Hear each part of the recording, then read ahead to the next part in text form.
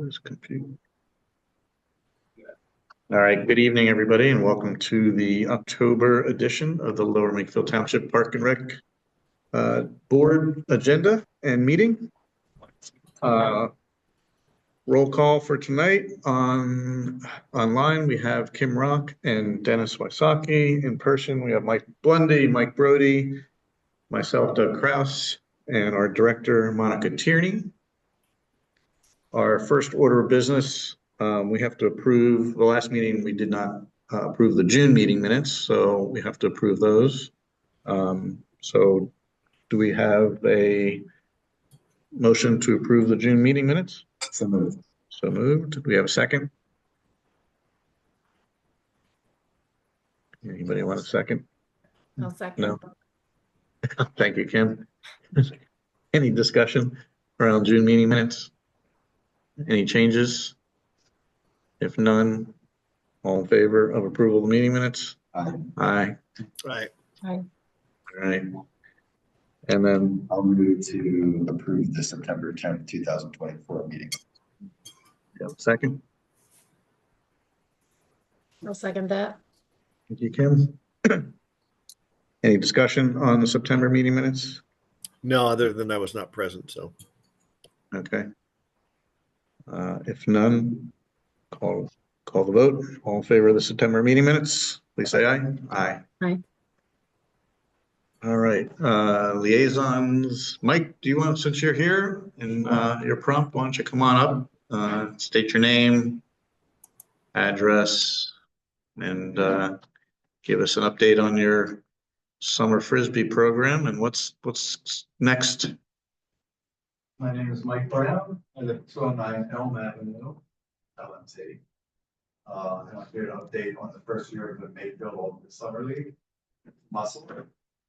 The one as hope, even though unfortunately I went into the hospital on May 23rd and got out of the hospital the day of opening day of the league. But when I arrived, there was about a dozen volunteers there to help get everything all set up. I was wheelchair bound almost the entire summer, but everything went great. We had a lot of terrific, very enthusiastic volunteer coaches, mostly high school and college kids that played in Pennsbury brand. And they showed up twice a week, all summer long. We had 52 kids registered, which was more than Jeremy expected, less than I hoped. I thought we might get 2% penetration, which would have been 80 kids, but we got 45 boys, which was 2% penetration of the boys, but we only got 6 girls and 1 non-binary. So this coming year, one of our big pushes is going to be to try to get a better message out to girls. And I'm forming a board, and we have a woman on that board, and that will be a place hopefully she'll be able to help. So our goals for the season were really to teach the kids how to throw a forehand and a backhand, and how to cut without clogging everything up, and the spirit of the game. And all that went very well. All the kids mastered the backhand. That's this basic throw pretty easily. A lot of them mastered the floor, at least got suitably good at the forehand. It's a hard throw to learn. A few of them got very good. A couple of them showed up already able to throw it. But overall, I was happy with the number, that got good at it. The cutting, most of the kids kind of got the message by the end of the season. We didn't have a big crowd of kids around the disc. They learned how to spread out. And then, most important, spirit of the game. We delivered that message every night, one way or another. The skills coaches, who, being high school and college kids, were still cool in the eyes of the players, right? They really delivered that message, and not by talking about it necessarily, but by just living that message, really, themselves. And that went very well. We didn't have any troubles at all with kids making their own calls. They learned how to listen to each other, go through that whole process of, well, understanding that there's limits to what their perspective is and that other people have a different perspective, and that doesn't mean anybody's bad. And also I remind them frequently, remember, you might be the one that's wrong. And so they got that message, and I'm hoping they take it to other parts of their lives. We push, this isn't just for ultimate frisbee. Any sport you play, this is what sportsmanship is about. And when you disagree with somebody at school, this works too. So overall, we were very happy with the progress. And I give that credit really to the coaches. There's a handful of parent coaches, and probably in total, maybe 22 or 23 of these kids that came at some nights or many nights as skills coaches, including the boys team and the girls team. So I viewed it as a great success. We had a few things we didn't do well. We have to improve that registration system. Adam provided it, but people would get hung up on it, and it didn't provide good explanations to them why they're having trouble getting in. I was in the hospital taking those calls for that month. That wasn't Caroline, nothing else. And then because we also had about a quarter of our registrants came in after our deadline. We didn't want to turn anybody away. We took them in, but it complicated the setting up teams. We had to set up teams before you could order shirts because each team had a different color, and then there was different sizes for each kid on the team. And so our shirt order got messed up, and a handful of kids didn't get shirts almost the last day of the season. That's also partly because I was in the hospital and I had to leave that in Jeremy's hands, and he's running like 8 of these things. So we'll fix that next year. So like I said, we're forming a board, and I think I have 7 people. And these are mostly, I would say, 30 to 35-year-old folks, all out of the frisbee community. Few of them are ex-pros. The guy that's coaching the high school team, Mark Sands, is going to be on the board, and I hope he'll become very prominent on it. And his wife is a prominent local female frisbee player, so she's on the board. So that's how we're going forward. I just brought these in to show you. We got a handful of shirts, which is way too small for anybody in the league. But this is what our shirts look like. And to get pad of space. Next year, we're going to move this right to the back and left over the kids' names in pretty good sized letters on the front, so that everybody gets to know each other easier, and it's a lot easier for coaches who are moving around amongst all those kids to know who they're talking to. And then this is our frisbee. So you like to see it. We gave 1 to each kid. We gave 5 to each of the middle schools. We had a handful for the camps that since I was not able to drive or anything all summer, I never got them to you, but I figure you probably ready at the beginning of next summer. But I'll bring them up. Thank you. Sure.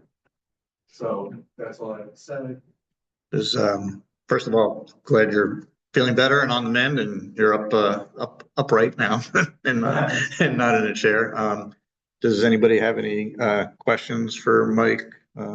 I was just wondering what's next? Well, a lot of kids are interested in continuing to play. A third of them have joined an informal phone call list, so they can just set up games, whatever. They had one this past Sunday. We'll see how that works, but at least gives them an option.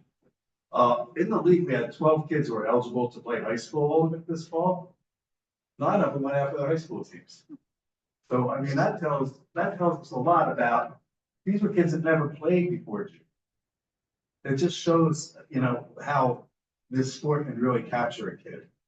And I think a couple of them were freshmen that weren't going to get playing games, so they wanted to not play on the high school team, but move on to play football. But I think they'll be back next year. They really love playing all of it. And a few of them are going to be, high school players for the next 4 years, I'm sure. And it was nice that 2 of the girls went to join the high school team. That was really early in this starting the students, because the high school girls team was having so much trouble getting out numbers. So this year the boys team are barely having the numbers also. Well, Mike, kudos to you for, your determination in sticking with this, even through your, hospitalization. I know you credit the coaches for the expense, but I gotta believe a lot of it's coming from you as well. So, thank you for your service. We I appreciate deeply that. appreciate that. But I'll tell you, there is a group of kids in this community. And next summer, you could have to field on a game night and meet these kids. Because I'm talking about these coaches. They are really special kids. And, they did a lot of it. They really deserve the credit. And the parents also. Most parents did not get very involved because they had no idea what's made this. They showed up not having any idea what it looked like or anything, but we had some. Joe Roscoe coached, and his son Joe, he was one of the skills coaches. Matt came out first night in his uniform, and so did Matt LeBar. So first night there, we had 2 pro players, current pros. This coming summer, when I'm more on my feet, we're gonna hopefully have pro players showing up, 5 or 6 times over the season. So that kind of sets it apart. You want to be the best all-in frisbee league in the country. So got a little bit of a slow start, but I have high hopes. Any other questions, Kim, Dennis, anything? Nothing from me. Thank you. Nope, just glad you're feeling better. And my son did participate and he thought it was great. He did it with 2 of his friends and none of them had ever played before. So it was new to all of them. And the coaches, especially the kids, like you said, it was a really great group of kids, high school kids, college kids. It was a really good experience. Thanks for that. Yeah, just again, keep us posted. Let me personally know, like keep me, I know you've got me in the loop, like what else I can do, what else my son can do. He's like, there's plenty of kids in the Pennsbury and in the region here that played for Pennsbury, have played on club, played pro. I mean, there's numerous Pennsbury kids that are on pro teams. So there's no reason why we can't get them out to, elevate and promote. 1 minute to reinforce what you're saying. I played frisbee since the very beginning of the sport. And Pennsbury is, from a historical perspective, one of 3 or 4 preeminent programs in the whole country. I don't think there's any programs that put out more national and world champions. So it is a very strong organ. So great. All right. Thanks for coming out, Mike. Thank you. Thank you, Mike. Thank you all very much for giving me this opportunity, by the way, to do this. Oh, it's our pleasure. Yeah. Thanks so much. All right, Monica, Okay. just turn it over to you. Do you have to share? Okay.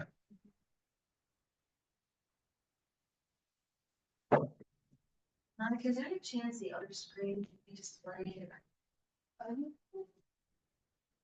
on. Let me see if I can turn it up. Is it, I can turn it on. Is it? Different remote? Same remote.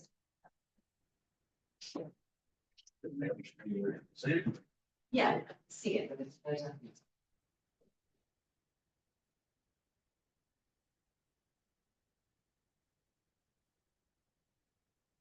Thank you so much. Appreciate it.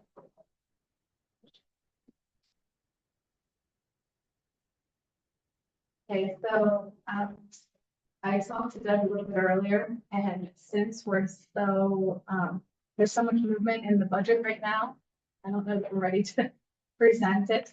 I will be presenting it to the Board of Supervisors in early November. I will share with you information, but unfortunately, I don't think we're in a position because those numbers are still fluid and moving. And so the same with the fees. So today I will not be presenting those. I'll be focusing on the Park and Rec portion of the annual report and the Choral Experience Survey. If that's okay with you to amend the agenda.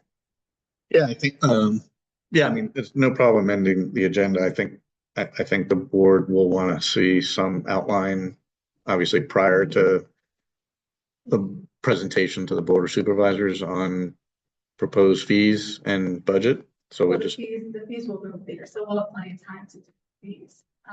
But the preliminary budget presentation will be in November. So but there's some facts I plan to share with you. What I can. We won't meet before you present it. No, and typically we don't. I give you highlights like I have. But what I can say as far as the budget goes, that we're in a great position. The fee increases that we did last year were great. I don't anticipate that we're going to have lots of movement within the fees, maybe a slight percentage with the pool. I'd like to look at bringing back the discount period. And, you know, we'll have to look a little bit at the dog park and you'll see as we get through here. But I don't see much movement. And summer camp, we're looking to just change our strategy with fee structure. So just to make things a little smoother. So we'll look at that, but I don't see too much movement with fees as with like last year, you know, where we really had a significant hike. But you know, I'll bring that to you as things come up. Did you send us out? I think No, I actually was finishing it about a half hour before we started, but I will send it to you. Yeah, no problem.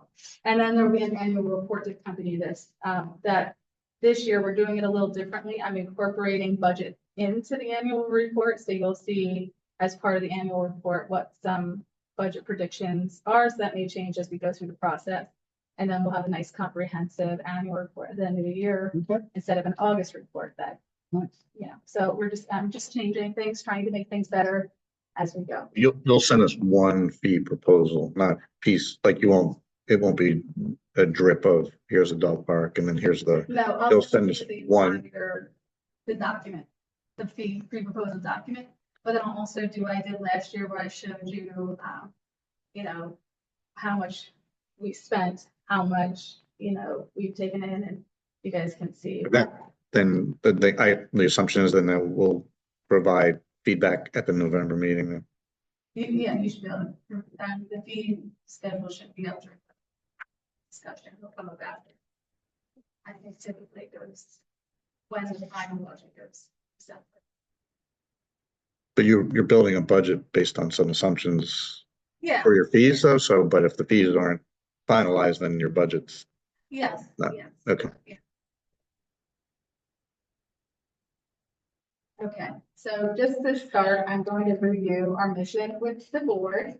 So the Parks and Rec Department is committed to providing top-notch parks and recreation facilities and services for all residents through these three key themes: health, improve physical health, mental health, and overall quality of life by offering safe and accessible facilities and open space.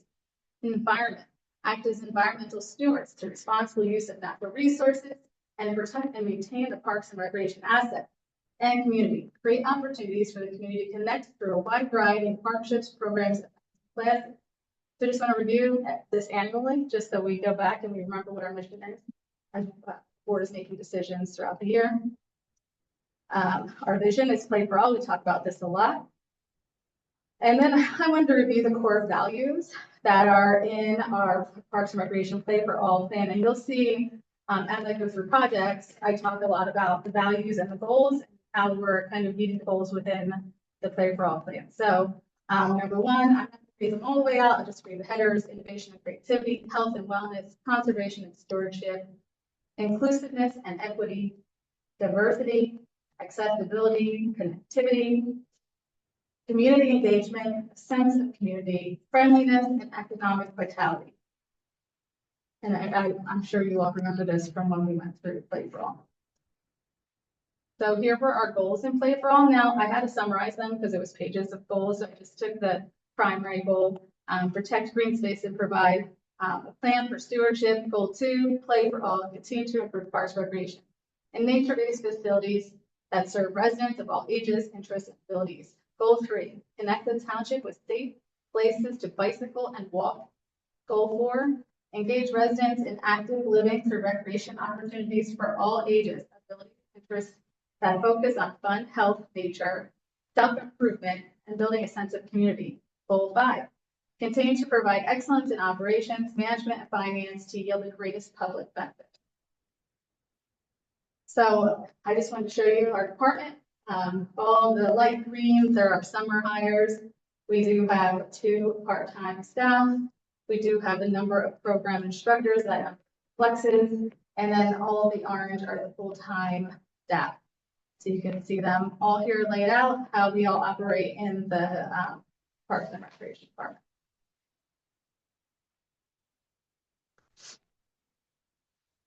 Going to talk a little bit about partnership. We use a lot of partnership to get what we can get done in our department.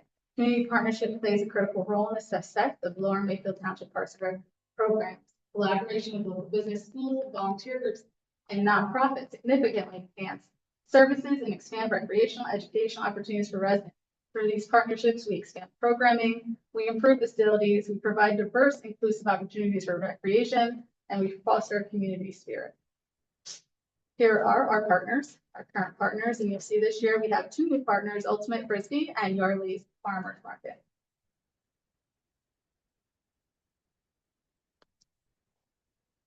So going into the next slide here, we're going to look at the community center. You'll see last year and this year are very close. Now understand that the 2024 numbers are through September. So you're only seeing our rentals through September. So it looks like we're going, well, we are already exceeding where we were last year as far as community center and pavilion rentals, and park permit requests is about the same. So that just depends on pretty much how the leagues put their reservations in. Want to talk a little bit about work orders and maintenance. So total work orders. So just a few years ago, we actually started a work order system. We didn't have a system for processing our work orders or tracking our work orders. We still are very antiquated in the way that we do them. It's old-fashioned paper and pen work orders, carbon copies, and such. Eventually, with time, I'd like to see a more formalized process in partnership with Public Works. I believe he agrees. So this is tracking of work orders issued, 97 work orders issued. This could come from anything from something I see in the park and I issue a work order for it, or phone calls coming in about things that are happening in the park. Of those, 3 work orders at the end of 2023 were incomplete.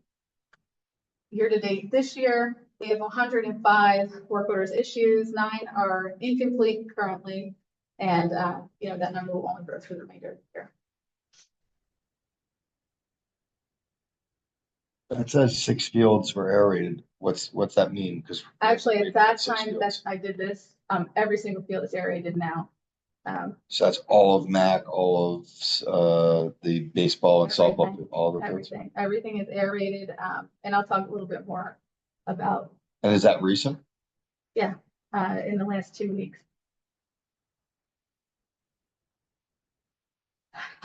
Room reservation agreements are long-time contracts with various different groups. You'll see some of those partners that we saw previously.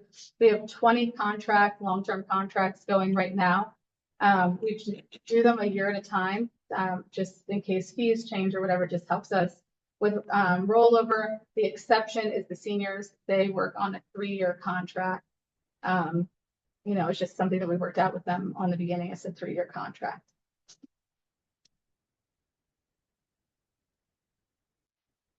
So programming growth. I wanted to look back at programming over time since we only started programming in Lower Makefield in 2018. So kind of took a look back at how things have changed and evolved. Since 2018, we've offered adult fitness, art programs, youth fitness and art, specialty camps, culinary classes, card games, comedy workshop. Participation has grown steadily. When we first started offering programs, it was about 8-person average, 8-person per class. Now we're opening more quality programs. We're seeing an average of 12 people per class. Of course, some of those classes are much larger and some are much smaller, but you can see that what we're offering good quality classes that have good turnout, which is great. So you'll see here, adult fitness for 2023 was 945 participants, 72 classes were offered. And then the original year we had 49 participants, 2018. And then 410 in 2023. So you see we've grown significantly. That's 2023 numbers or That's 24? we'll get into I got you. 2024. So youth fitness peaked in 2021, varying trends across the years. We're finding that we're getting less and less people in the youth fitness classes, probably because we have so many youth sports, I imagine. So we're also looking at, we did have some mommy and me programming that we might look at again, those type of thing. Youth art kind of went away for a while, but we're bringing that back this year. So you'll see that. But does AOY don't they have their own youth?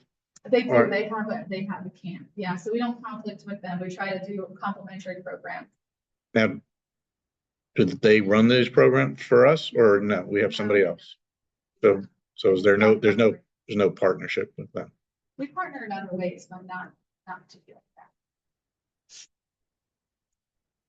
that. Some of the niche programs that we've had over time, the culinary arts, music classes, card games, a comedy shop, or workshops, looking to review some of those and possibly bring some of them back.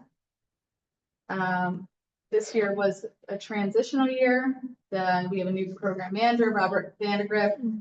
We did have a dip this year, so we had about 1,400 people participating last year. Year to date, we're around 980 people, if I recall. And I think part of that is that we're transitioning, and I didn't have someone for the first quarter of the year to help manage the program, so some things kind of dropped off, and he's kind of recovering from that right now. He's also looking at rejuvenating some of the offerings that we have, increasing attention to teens, tweens, and seniors. So that's where we're finding that we have a gap. And of course, we're working with the seniors to complement versus or to help them offer more programs in the facility. Camp LMT, we had a successful season. We had record enrollment, 76 more campers compared to 2023. We had enhanced staffing and programming. We had greater community engagement through trips and activities. We did have some minor challenges. One of our biggest challenges this year was communication. It seemed as though the parents' feedback was that they were not getting adequate communication, or they didn't feel that they knew where to find communication. So we're going to review that, how we best, we have a few ways that we were getting communication out, and that might be where things got confused. So we're going to try and streamline that process. So this year it was 276 unique campers, Camp LMT participants, 214 unique campers, and record-breaking tween adventure participants, 62 campers. I believe it was in the 20s last year. So we had a lot of tween participants. The weekly maximum attendance was about 160 for Camp LMT, and between adventures was about 42 participants. This is just the revenue overview for camp. This was easy to bring to you because it's very clear and done. So this is where we're at for camp as far as registration numbers. Is that net revenue? What? Is that net revenue? Yeah, net revenue. What do you mean by net? Is that profit? Oh, No, that's not profit. it's gross revenue. Yeah. Yeah, gross. Believe for some. Yeah, that is not all profit. So 2023, that number was more like 250, Total, yeah. and it's 340. Yeah. Now, we did increase the camp. And I did discuss with you that I don't know that we can handle that kind of increase again unless we get more space. So we'll have to look at that moving forward. Our team, we restructured our team because as the camp grew, we realized that we didn't, we needed to fill some gaps. We needed to come up with a manager that was like higher level teacher, educator, that was going to be overseeing both sites. Well, we lucked out and we were able to get 4 certified teachers this summer, which was wonderful. So we get this year, in addition to a whole new leadership team, we also had a new program manager. So there was a lot of last minute planning this year for us. So next year we'll be able to get ahead of that a little earlier. Total staff number for camp, 38.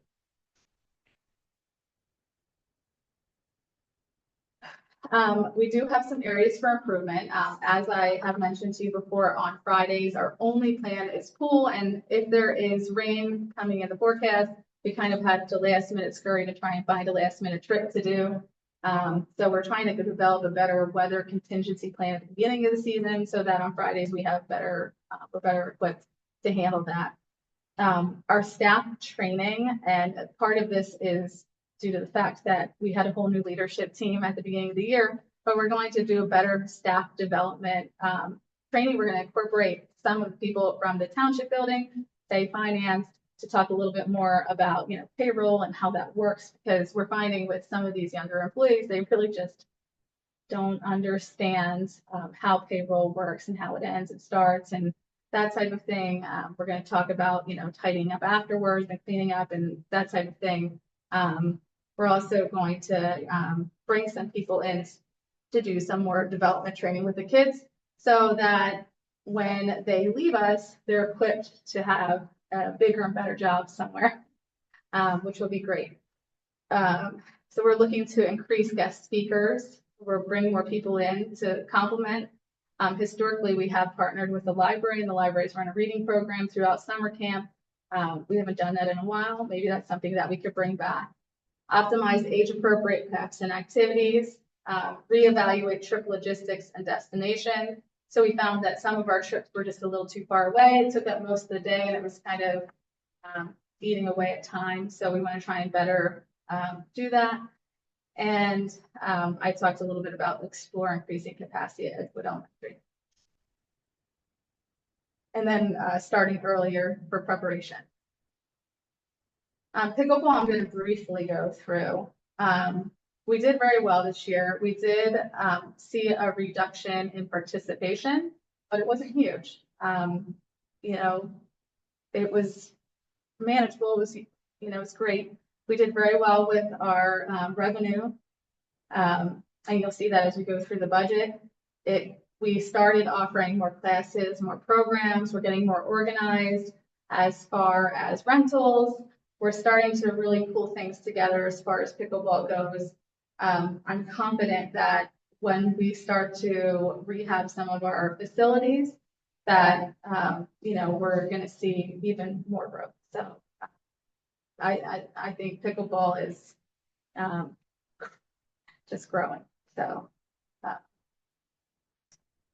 here last year's 490 participants. Oh, sorry. And 2024 is 441 participants. So you'll see that there was a little bit of a dip, but it wasn't terrible. We had about 108 new participants this year, which was really cool. So we introduced quite a few new people to the pickleball community.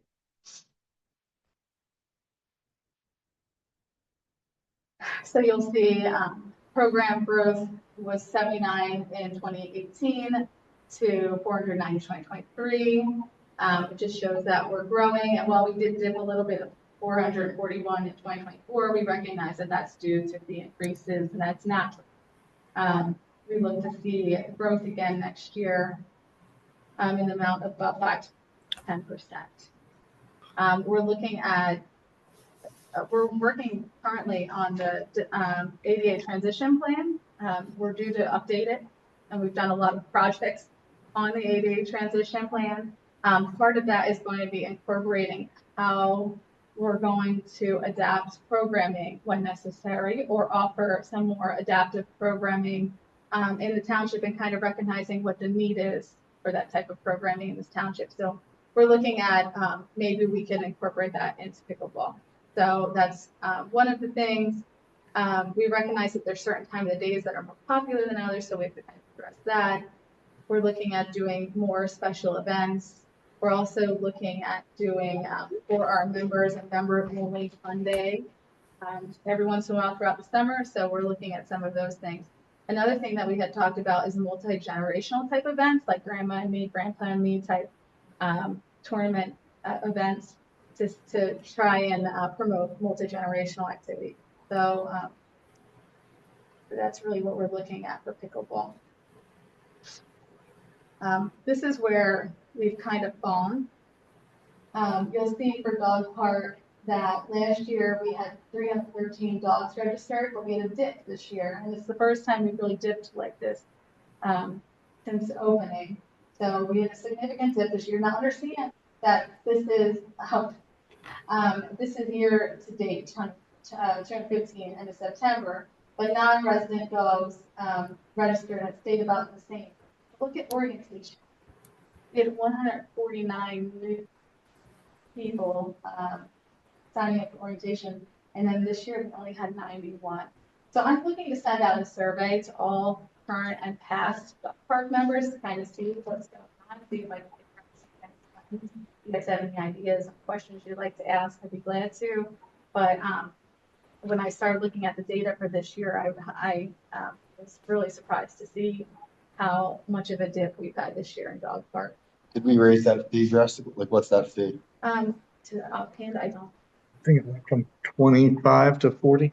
So not like, Not significant. yeah. I mean, I can tell you, and I was told this to Monica earlier, I mean, I'm pretty much there every morning, and our morning crew is dwindled considerably. Now, I don't know if it's a combination of, hey, when there was COVID, that was their outlet to get out and about, and then as people return to work, you know, maybe their schedules have changed and they're not there in the morning anymore. Maybe they're there in the afternoon. I don't typically go in the afternoon, but I mean, also dogs pass away or people sign up and they think their dogs are going to be a good candidate for the dog park, and then it doesn't happen. But I think, as I mentioned to Monica, I think we probably just need to give it a little bit of love and some marketing to bring up the orientation numbers. You could do a survey and find out if there's, but I mean, if a dog's not a dog park person, there's not much you can change, right, to get people to come back, right? I don't know what you're going to do. Oh, we'll give you free biscuits or, you know, so. And visually, it's not like I'm never over there. I don't have a dog anymore, but like it's not overly muddy or overly destroyed or overly dirty or No, I mean, there's always the amenities are not for the dog, right? It's for the humans, right? So I mean, for the most part, I mean, the grass is mowed, you know, there's dog bags, there's shade, there's water. So, I mean, we haven't really had to use the rotational side. So I think it's either people sign up and their dogs are just not dog park people, or their schedules changed, or dogs have passed away. But I think it's more about getting new families to sign up versus worrying about what happened to the other ones. It is interesting because if you think about like COVID brought many people away from the concept of a dog park, I would think. And like new dog owners bought a dog because they're in the house all the time now, and like probably never even thought to like expand out to that. Might be interesting to offer random trial day at dog park or something like that. In that mindset, we had talked a little bit about, you know, that we used to do events out there and programming and that kind of thing. Like maybe dog we parade, Halloween parade. Yeah, we had the Halloween parade. We did like certain little things out there, and I think it might be a good idea to start bringing back that community piece of it. Maybe we just dropped off on that to it. So, you know, I think that could become included in the survey. You know, like what kind of dog event or doggy activities would you like to see at the dog park? And maybe we could do a little more research as to what are some of the other dog parks doing as far as programming and events at their park. I am in regular contact with Doylestown. I know they had done a dog wedding at their park, and they've done all kinds of silly things. You know, just that kind of stuff brings together community. So. Do they see the same drop post-COVID? The same. I haven't talked to her about this. Yeah, I mean, again, a lot of people did get COVID dogs, right? Yeah, right. So, you know, I'm not sure if I got COVID dog, if I'd be running to a dog park.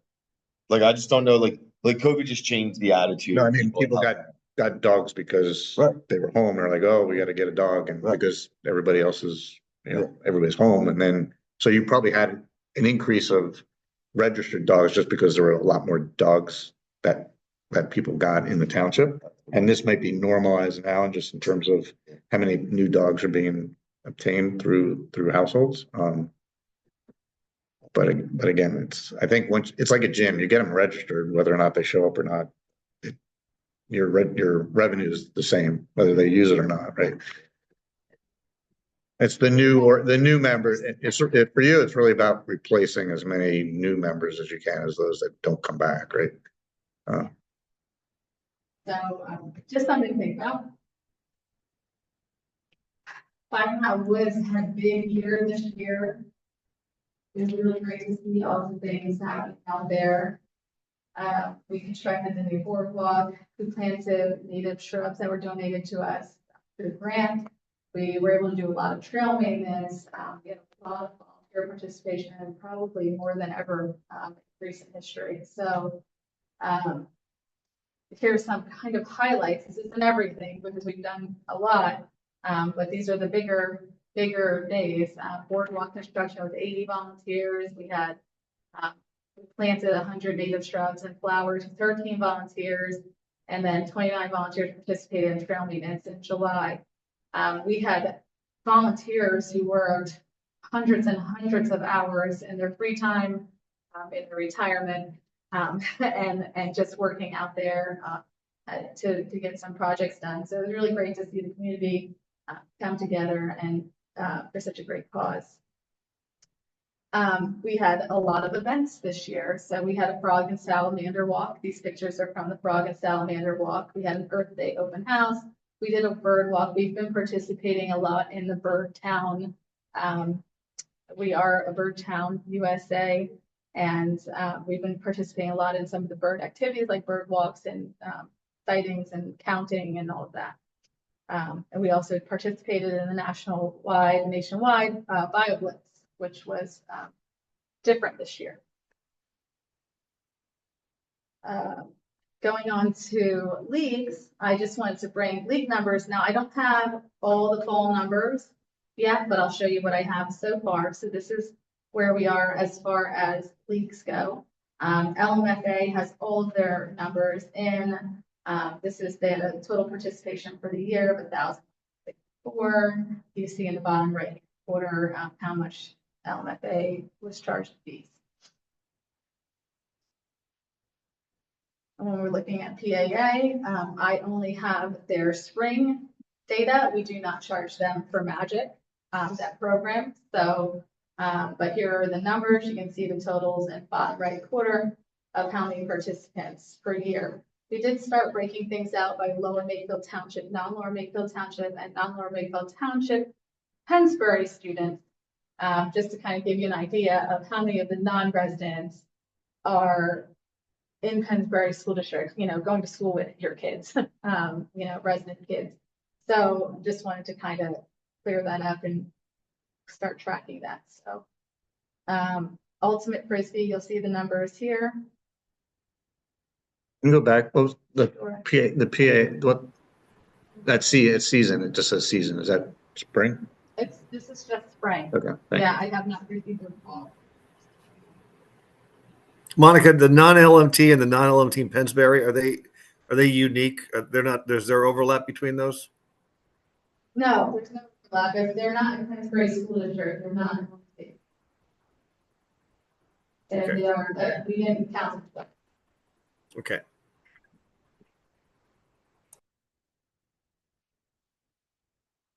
And here's the Ultimate Frisbee numbers. And Ultimate Frisbee is the only game in town. I don't know anybody else doing Ultimate Frisbee, so it's pretty neat. They're 2 months of the summer, right? Yeah. Just 2 months of the summer. Here's Wine Tennis. I also do not have their fall numbers, but this is where they're at. Is spring bigger for them than the fall? Yeah, I think they're pretty consistent, actually. I think they're consistent with their registration, if I remember correctly, historically. And then here's Wine Mass.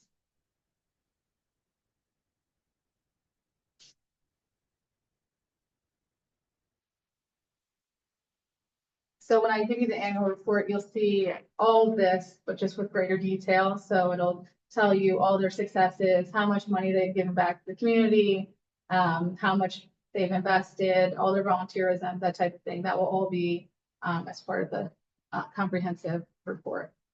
So we're gonna talk a little bit about completed projects.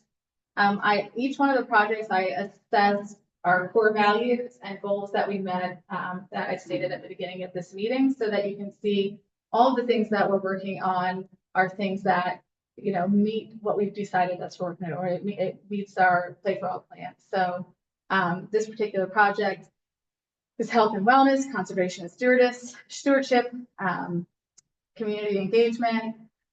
We meet the goal of protecting green spaces and providing plan for stewardship, and we engage residents in active living for all ages, abilities, and interests.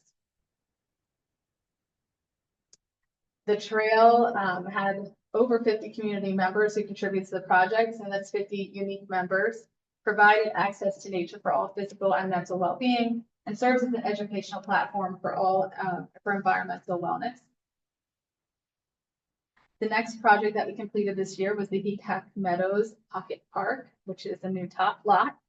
The core values is inclusiveness and equity, accessibility and connectivity, and health and wellness. The goals that we met are Play for All, improve parks for residents of all ages and abilities, and connect the township with safe place to bicycle and walk. No. And then the basketball court, this is what it looks like right now. We are working on backfilling some of the dirt around the edges, and we're growing some grass before we open it.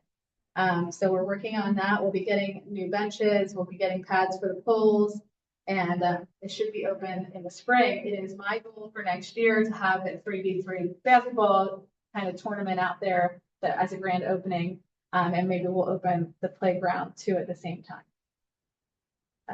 So the core values we met: health and wellness, accessibility, connectivity, and innovation and creativity.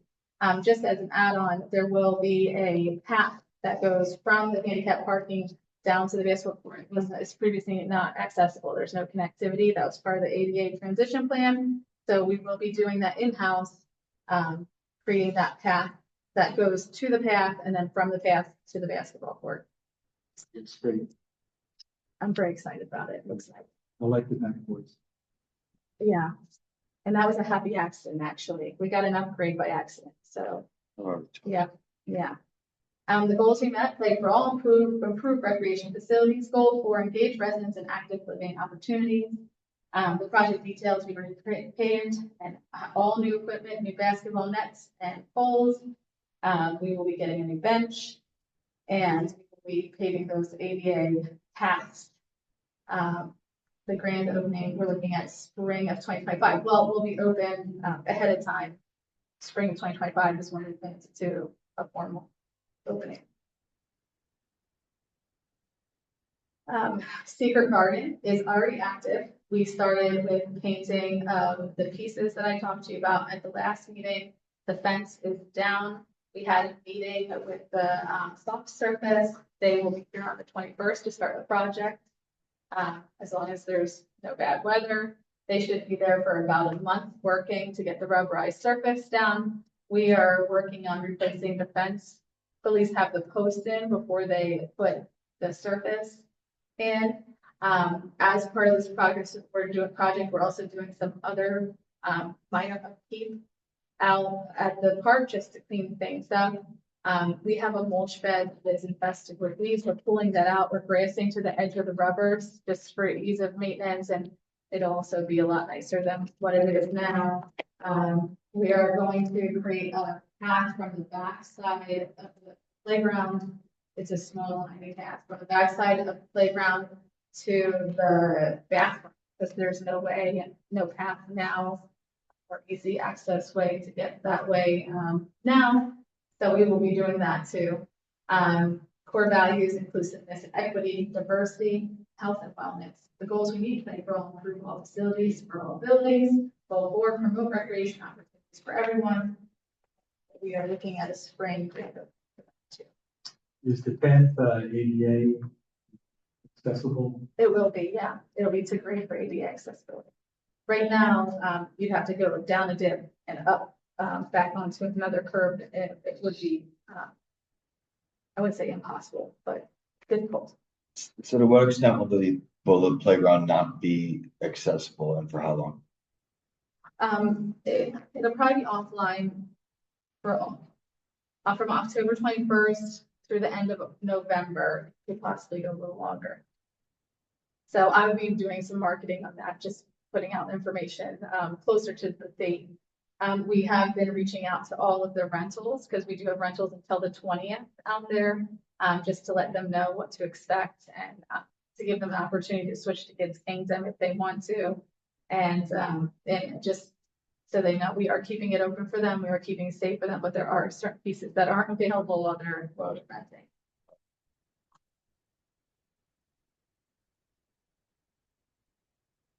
Veteran Square design. This is something that was sleepy for a while, but it's coming back, and I've been working on with the engineers to finalize the plan. This is just a revamp of an old plan that we had based on some of the new things that we've done at Veteran Square.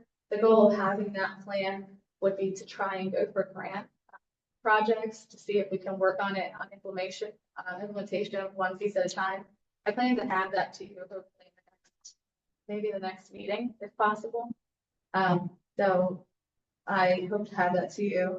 With this plan, this will provide a loop around the outer circle, which is very interesting because we're planning for Veterans Day Parade, and I met with one of the local senior living communities, and they said one of the big problems at Veterans Day Parade was that we had all these vendors out in the grass, but the veterans in wheelchairs or have mobility issues couldn't get out to the vendors.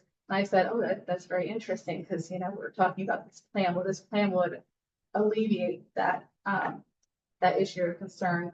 It also provide shade structure and updated playground equipment, which is something we've talked about historically. We've all been talking about Makefield Park. Makefield Park core values, innovation and creativity, accessibility and connectivity, health and wellness. The goals we need is protecting green space and providing stewardship and ensuring operational excellence to the public. And I also believe this is specifically under goal number 2 in play for Alzheimer's. We're hoping to have this closed out by the end of the year. So we'll be seeing that again soon. Memorial Park East. This is something that's in progress. So Memorial Park East, we have a $900,000 grant for, and a very small match, I believe, of $130,000. Plus, we'll have a cost of a little bit of engineering. We're budgeting about $1.2 million for that project in total. We intend to dig into that project shortly, and that would start with an RFP for an engineer to write up the design based on the grant. So that will be the first step there. So we're working through that right now. This is the next thing we're digging into. We really do have to dig into it because at the end of 2026, then we are out of time. So we really have to dig in. This meets the goal, play for all, improved facilities for all abilities. Goal 5, excellence in operations and management for public benefit. And I talked about the grants, and the project features in the grant are playground, picnic pavilion, exercise station, gazebos, walking path, facility. In the future, we talked a little bit about strategic focus and fixing things that we already have. One of those is Kids Kingdom. So we're looking at improving existing facilities, expanding programming, and enhancing our user experience.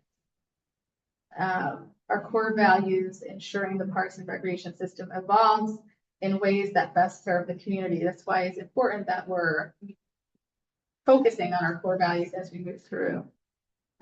Each initiative enhances our service and reinforces our guiding principles. So the future for dog park enhancements, we talked a little bit about programming. The core values are conservation and stewardship, health and wellness, inclusive and equity. Goal 1, protect green space and provide stewardship plan. Goal 2, play for all, improve facilities for all ages and abilities. We do promote responsible pet ownership and park etiquette. We boost outreach to increase participation from residents. This is something that we could do better. We're going to explore new programming and events for dog owners and their pets. And we're hoping, we're just trying to predict some growth in 2025. And then we talked a little bit earlier about pickleball, but in the future, we're looking to enhance pickleball programming. We had already talked about this earlier. The core values that this means: health and wellness, inclusiveness and equity, community engagement, economic vitality. We're reaching goal 4 to engage residents in active living opportunities, and goal 5 to ensure excellence in operations. We're hoping for a growth of 5 to 10% in 2025. We're stabilizing at around 120 offerings with new, hopefully multi-generational and community-specific events. And we're looking also to focus on inclusivity and diversity, to focus on diverse programming and regional partnerships. For the future, program development and community engagement, the core values we'll meet through this is, well, clearly community engagement, diversity, health, wellness, inclusive and equity, engage residents through active living opportunities, and ensure excellence for public benefit. We're looking to have growth and use in specialty programs, specialty programs like culinary arts, music, comedy. We're looking to increase more multi-generational type events and programming, and the revitalization of fitness and art offerings. Summer camp improvements, we did talk about this. Core values: innovation and creativity, health and wellness, inclusiveness and equity. Goal 2, play for all, improve accessibility for all ages. Goal 4, engaging residents living. We talked a little bit about our communication strategy, staff training programs, diversified camp activities, and backup plans. So we had already talked about this earlier. Capital improvements, core values: conservation and stewardship, accessibility and connectivity, economic vitality. The goals we would meet is protecting green spaces, providing stewardship, and ensuring excellence in operations and management. We're considering the future of replacing an aging playground, the potential, hopefully in the near future, to initiate some sort of capital campaign for that project. And this next year, we're looking to repair 2 pickleball/tennis courts at a cost of $70,000 per court.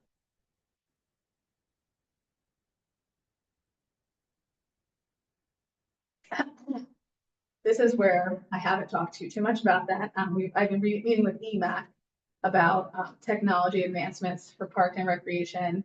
That's Electronic Media Advisory Board. And this started as, in part, as a project to allow residents to have a single sign-in for everything that they do, from parks and recreation to getting a permit or with time.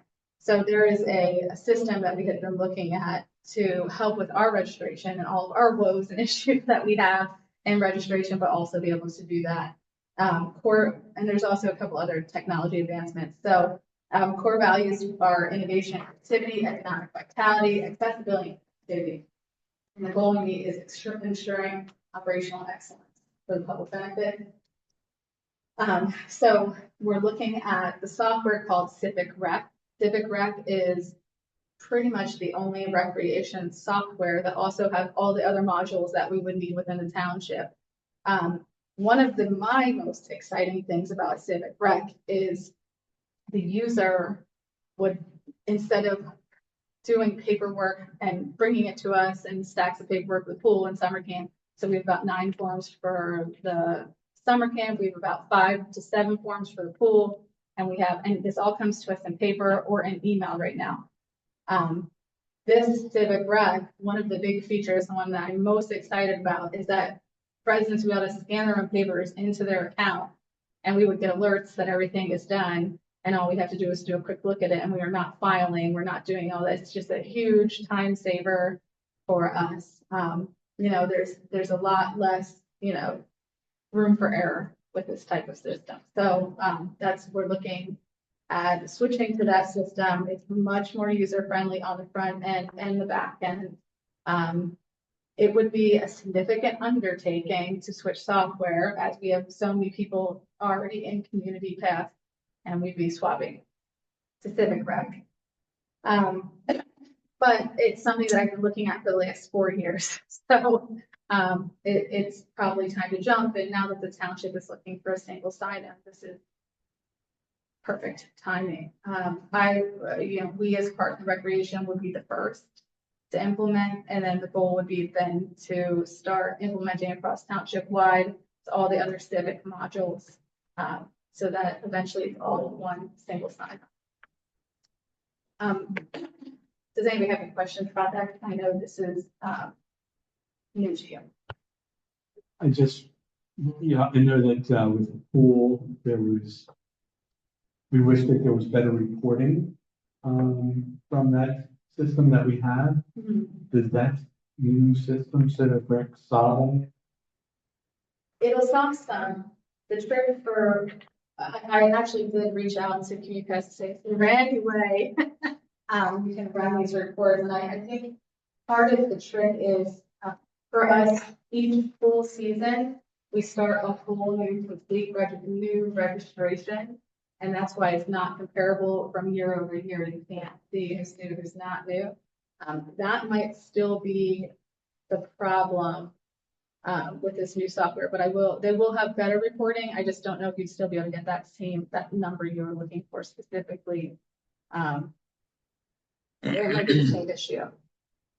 So people would get all new files with the new system? It would be complete, everything would be completely new. I don't know if we'll be able to use our old file numbers or not. And then would we still maintain the history that we had? Well, that's part of the reason this year I went back and I took years worth of data from Community Pass just in case any of that is lost. So I've been pulling reports of years history. We do have a lot of problems with, POS, a lot of issues with POS. It's very difficult to use. We have a lot of user issues, so we get a ton of phone calls for us to try and help people register who can't figure out how to register at home, or people at our window. I'm hoping that some of this is resolved. The county uses this software. They like it. Every software has pluses and minuses, but this is definitely a much more advanced system than what we're using now. So the scanning the documents, that's just taking a picture with your phone and uploading it into your page, which just seems wonderful. And online waivers, very easy to do. Very excited about that.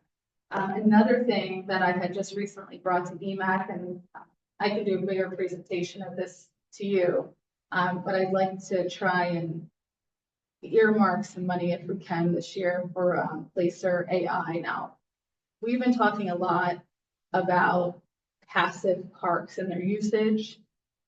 One way that we can do it is through this Placer AI company, and what they use is washed cell phone data to tell you how many people are using a facility or park or whatever. I mean, they're already collecting this data. They go back 10 years.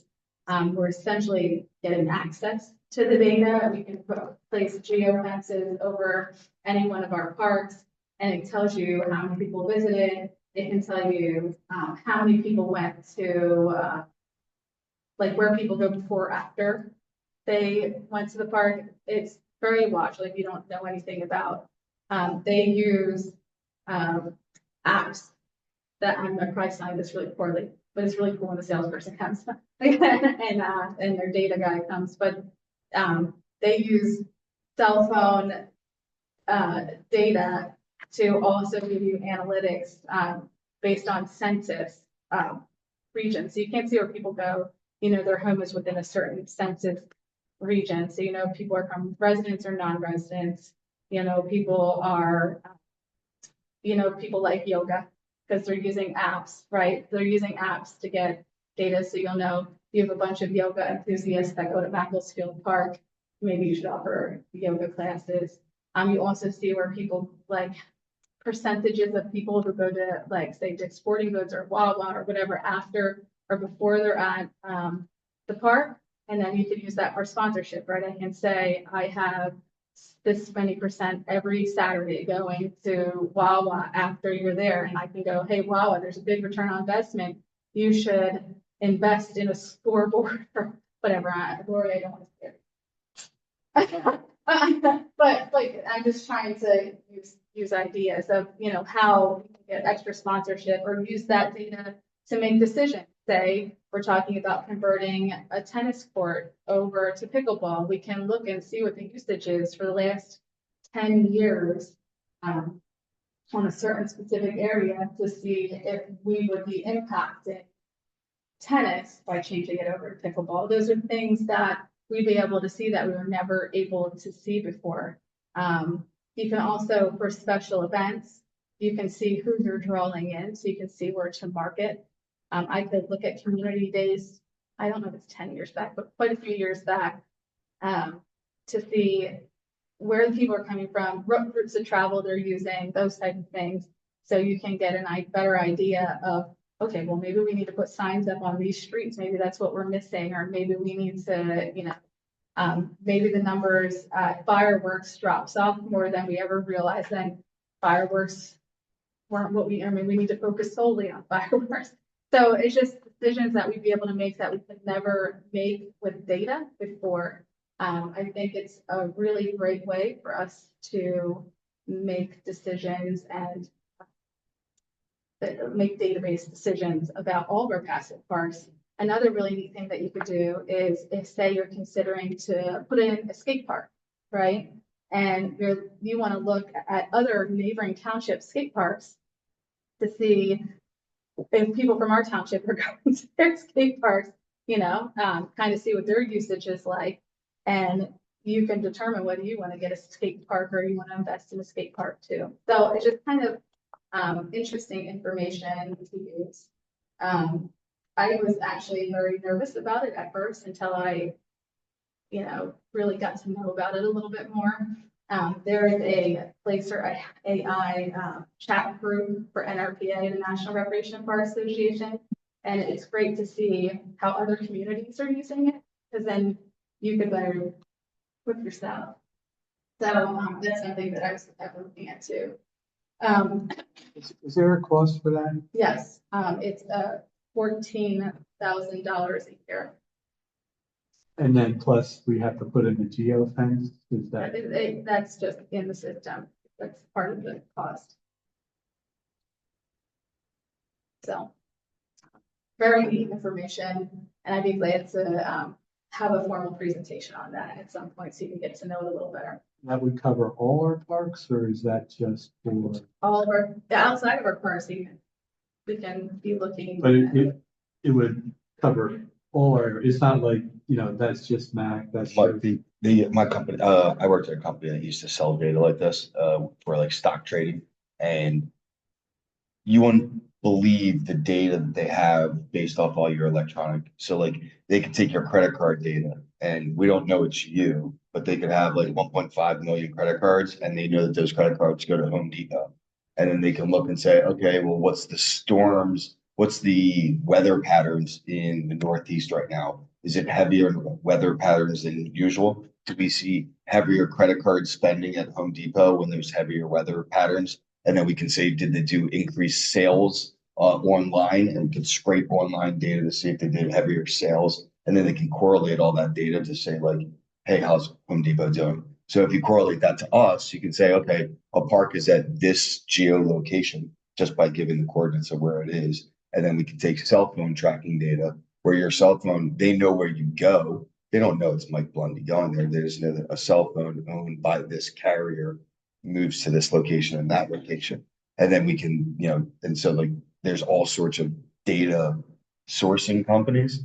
And this is just a different way they're applying how you can use data in any shape. Way. Yeah, so they only use tracking data. So they have, I can't remember what apps they have, they get information from, but they only use apps that you would want to have on for tracking, say like, they know Waze. Yeah, they won't tell you they Right. can't, but say something like that, something that's directional or something used to track the kids or something like that. That's where they get the information from.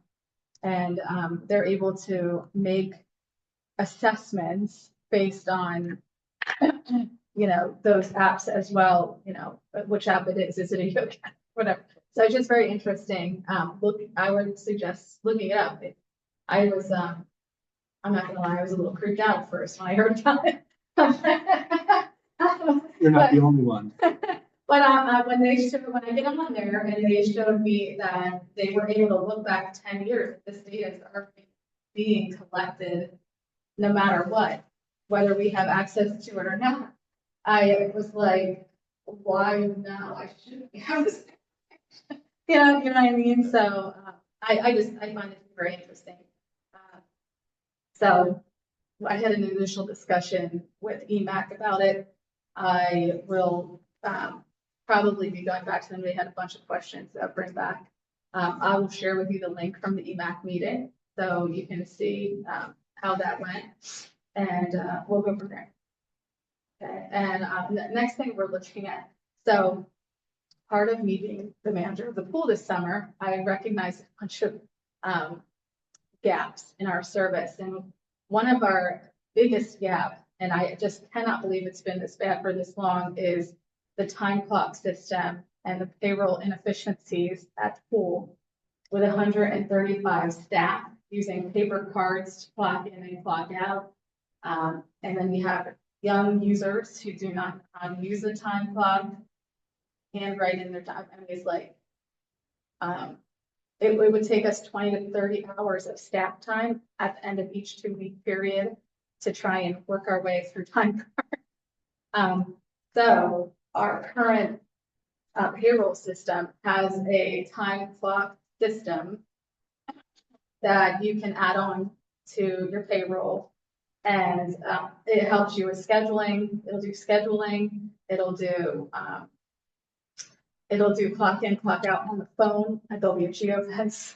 We're talking a lot about geofences today. There'll be a geofence around the pool, so you can clock in on your phone when you get to the pool, but you won't be able to clock in before your time is scheduled. You probably understand this the most as you've worked at the pool. So you won't be able to clock in ahead of schedule. You'll be able to clock in when it's your time. All of that stuff will be then loaded into our payroll, and then all we have to do is go in, approve it. And it just would reduce the amount of time spent payroll between the manager, the payroll, Polly and payroll, and I had Sonia helping me this summer. I mean, the amount of time it took was unbelievable. So that time savings would be huge. I also think we're losing a little bit. You know, we have kids clocking in early, clocking in late. There's lots of shifts at the pool. I think there'd be a cost savings just in that, just in us being able to kind of track that better. And it would be, we wouldn't be using Hydro apps anymore. So we do have an app now that does scheduling. We'd be getting rid of that app, and we'd be only solely using this one for scheduling and clocking in. So that would be our system. It is not that expensive. Actually, it's pretty close to break even once we get rid of Hydro apps and all the time we spent on payroll before. So it's about $7,000 a year, which is way worth it. Another thing we're looking at is new video cameras at the pool and Kids Kingdom. Replacement of all the cameras. We are using some cameras that are analogs. We have wires running everywhere. With this new type system, they have certain cameras that you can have solar power to. Instead, we'd be able to get some sites that we can't see now. We'd be able to get alerts if someone, is somewhere where they're not supposed to be. So it's just a much nicer system. We have half of our cameras not working. We have a couple cameras that are black and white. We had some instance at the pool this summer where it's near impossible to see what was going on. So I think it's imperative that we really take a look at getting a new, security system for the pool and Kids Kingdom area, and then eventually work our way into updating all the cameras. But the pool and Kids Kingdom are by far the worst. Would we be able to get rid of the paper guest passes for the pool, that system of filling out all the forms? Could that be done online? I'll have to talk to Civic Rep, actually. I'll ask that. I didn't ask that question, but I will. That's a good one. It's, It's a terrible problem. it's, back. Yeah, it's a terrible problem. I don't mean to be rude, but how many more slides are this in the report? Just for us to sit here and have you read line by line isn't really productive use of all of our time. So I don't know how many more of these that you have. So I will go over that. An equipment replacement for this year's front end. And 2 trucks. Our trucks are very old. We have one that is completely offline right now, so we need to replace 2 trucks. We're working on according to Public Works for effective resource. Yeah.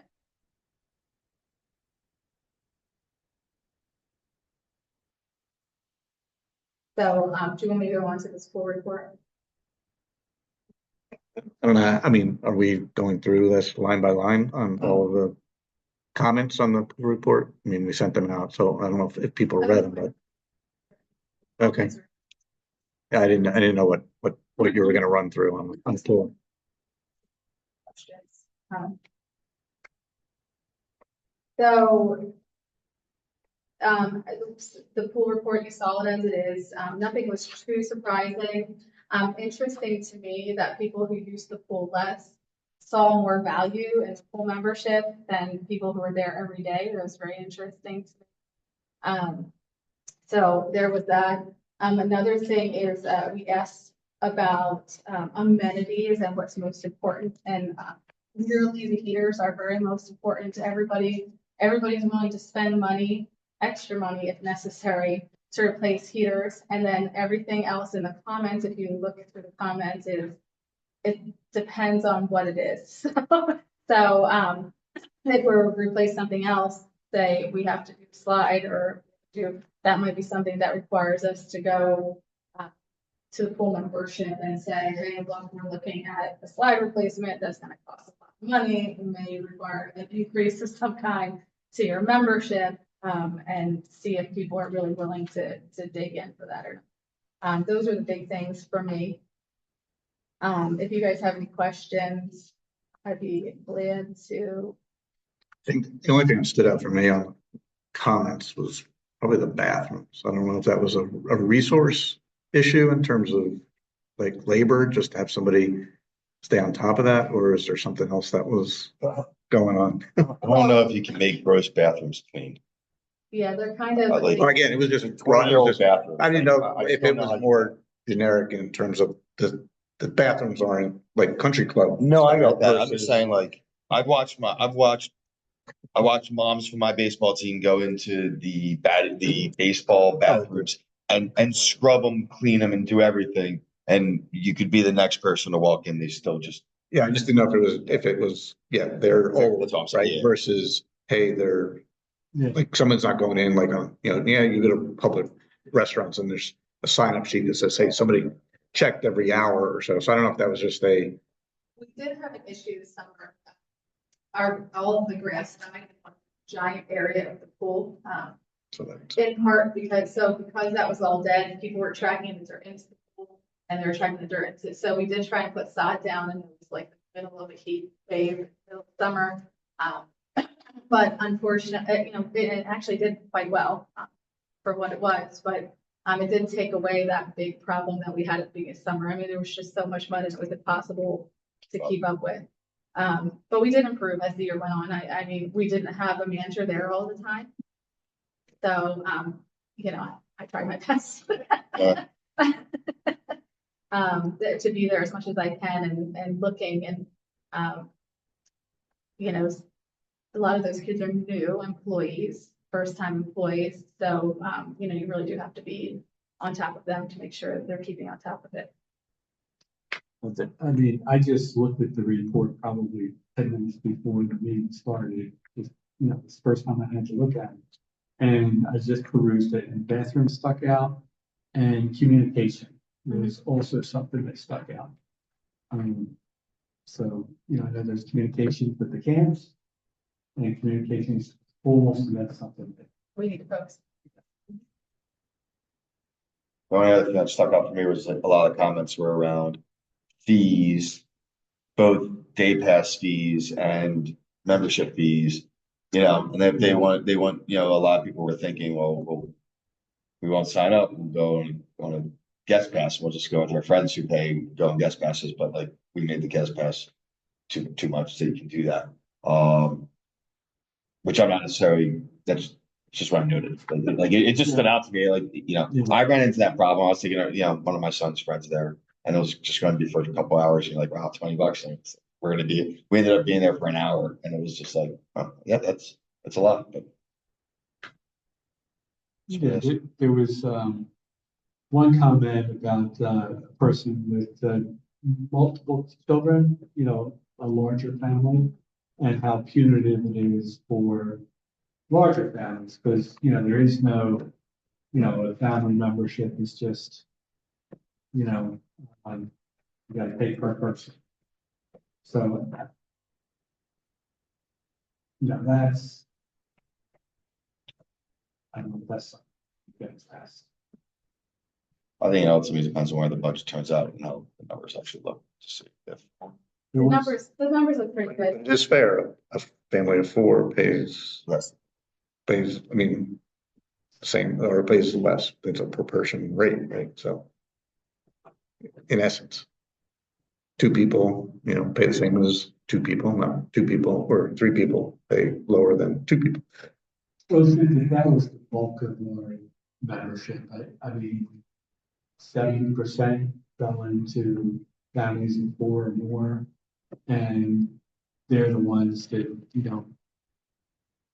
for the run, the increase. Yeah.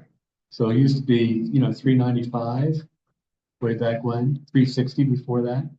And then, if the family of five wants to join now, $700.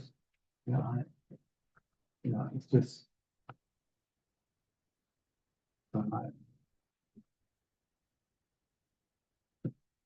That's all I have. This camera done seven. Kim or Dennis, anything else you want to add?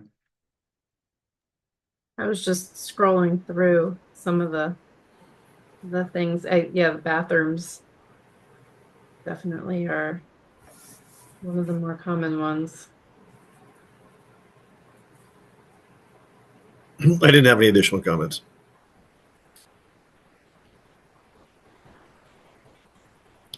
All right, anything else from the board? Any other topics? I just wanted to bring up that I was thinking of it when we were going through the slides.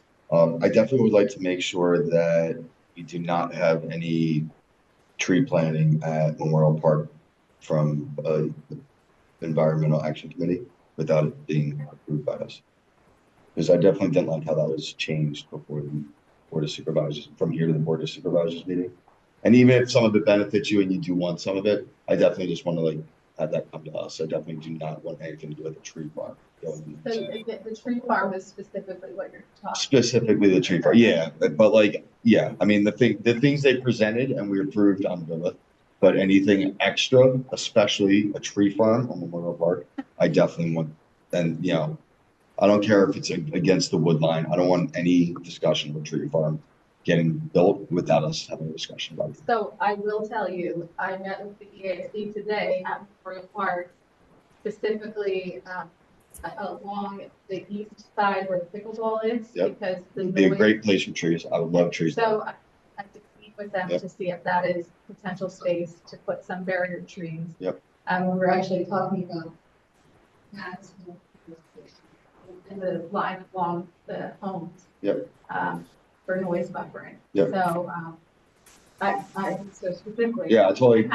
As I said, we approved a plan with them. So as I say that, I'll bring that back and say, obviously we approved a plan. So and go with that plan. That tree fly, a hard stop on that one for me personally.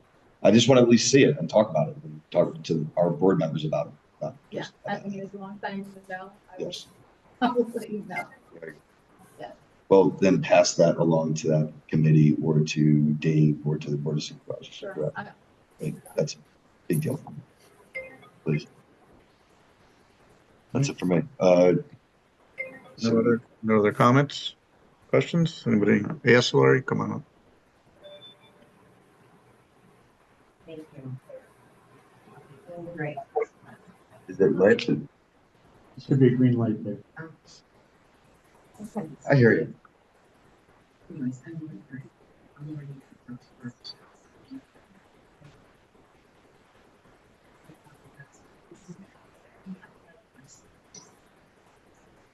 Well, the annual report will be, and it's complete, yeah, yeah. Yeah, yeah. And I haven't.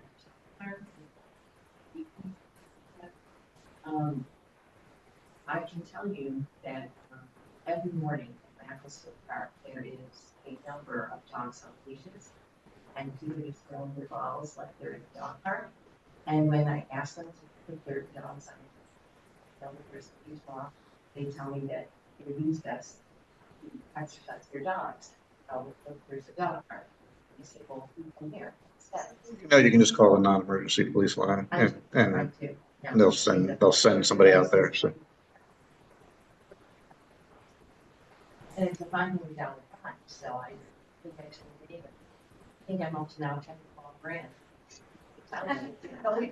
It's really be doing, but maybe just to mention that there is a law, and that they can't be used in other parks for a dog park, right? Yeah. And then in regards to the budget, and I understand that, it's too early, you're not in a position to present this, but if there's opportunity to put in the budget to improve the lights at Makefield, because of the violation of performance standards for some of the residents that live around there, that I would appreciate that. Thank you very much. Thanks, Lori. Thank you. All right, got any other questions or public comment? Do I hear a motion to adjourn? Motion to adjourn. Second. All right. Everybody, thank you. Kyle. Thanks, everybody. Good to see you.